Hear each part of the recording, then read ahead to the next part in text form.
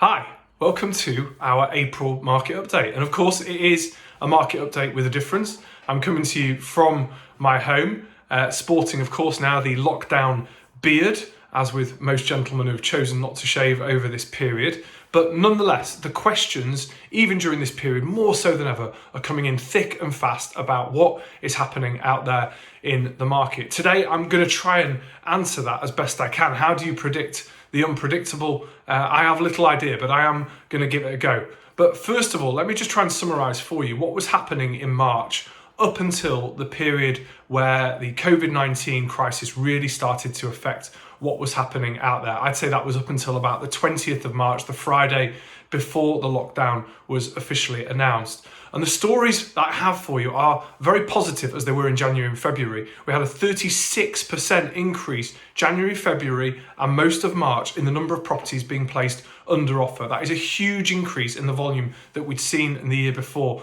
And that had the impact of pushing prices higher.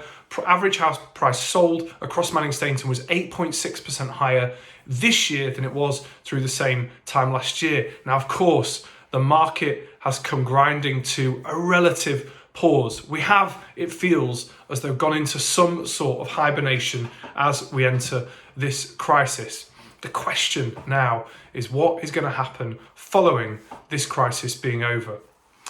The best way of thinking about this for me is to continue that theme of hibernation. For example, I'm on lockdown today, it's Friday, I could easily go for a quick power nap.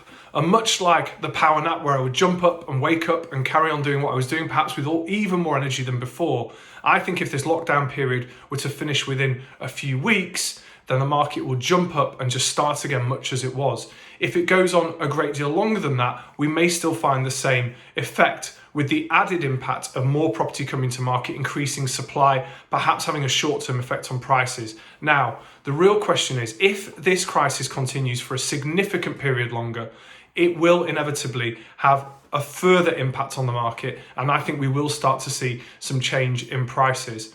If I was a betting man though, I'd say the weight of demand right now in the market will mean that once we come out of the other end of this, the market will largely continue in exactly the same way as it was.